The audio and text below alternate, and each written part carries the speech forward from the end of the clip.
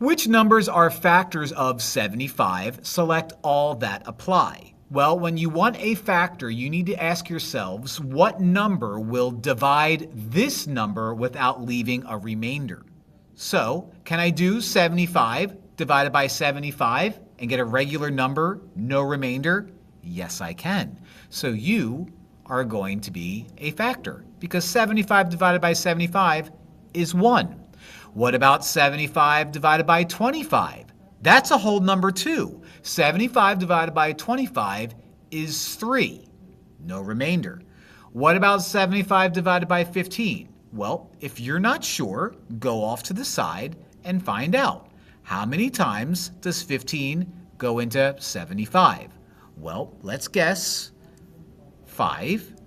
5 times 15 is actually 75. So when you subtract it out, you get no remainder. So is 15 a factor? Sure is.